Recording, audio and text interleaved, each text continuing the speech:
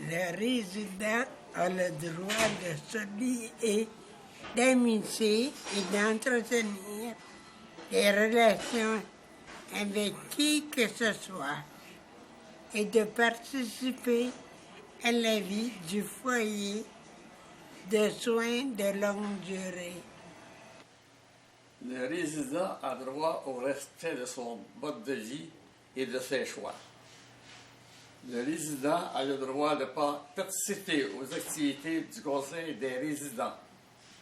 Le résident a le droit de rencontrer son conjoint ou une personne en privé dans une pièce qui assure leur intimité.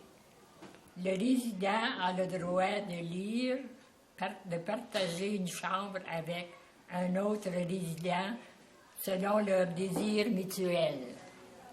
Le résident a le droit de cultiver des intérêts sociaux, culturels, religieux, spirituels et autres, de développer son potentiel.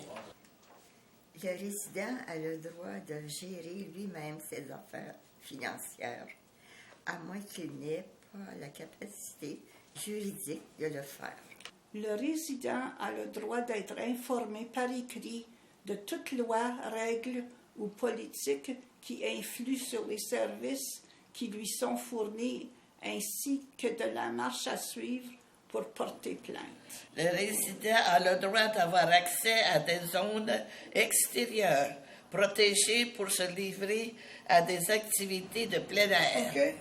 Le résident a droit à ce qu'un ami, un membre de sa famille ou une autre personne qui a de l'importance pour lui assiste aux rencontres. Le résident a le droit d'être traité avec courtoisie et respect et d'une manière qui tient pleinement compte de son individualité et respecte sa dignité. Le résident a le droit d'être protégé contre les mauvais traitements. Le résident a le droit de ne pas faire l'objet de négligence de la part du titulaire de permis ou du personnel.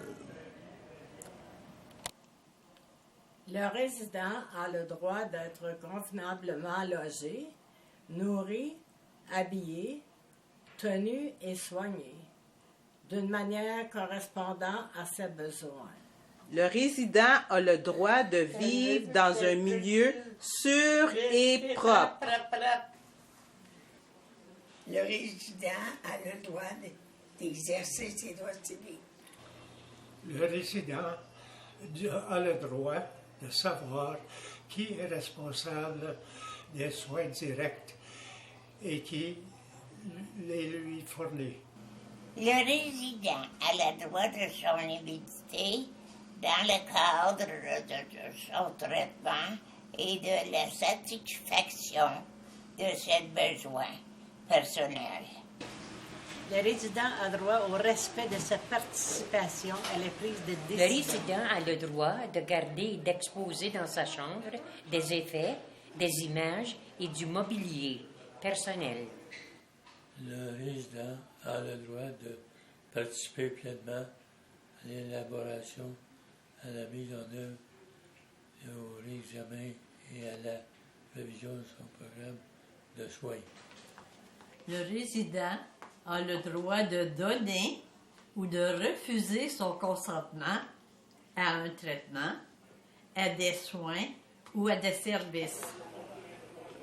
OK? Le résident a le droit de participer pleinement à toute prise de décision en ce qui concerne un aspect quelconque des soins qui lui sont fournis. Le résident a le droit de voir respecter le caractère confidentiel de ses renseignements personnels. Le résident a le droit de recevoir des soins et de l'aide favorisant son autonomie. Le résident a le droit de ne pas être maîtrisé, sauf dans les circonstances restreintes et sous réserve des exigences prévues par la présente loi. Le résident a le droit de communiquer avec quiconque de manière confidentielle de recevoir les visiteurs de son choix et de consulter quiconque en privé et sans entrave. Très malade, a droit à ce que les membres de sa famille et ses amis soient présents 24 heures sur 24. Le résident a le droit de désigner une personne à renseigner et prévenir immédiatement s'il est transféré ou hospitalisé. Le président a le droit de faire part d'un sujet de préoccupation ou de recommander des changements de politique ou des modifications au service, en son nom ou au nom d'autres personnes, sans être empêché de s'exprimer et sans craindre la contrainte, la discrimination ou les représailles.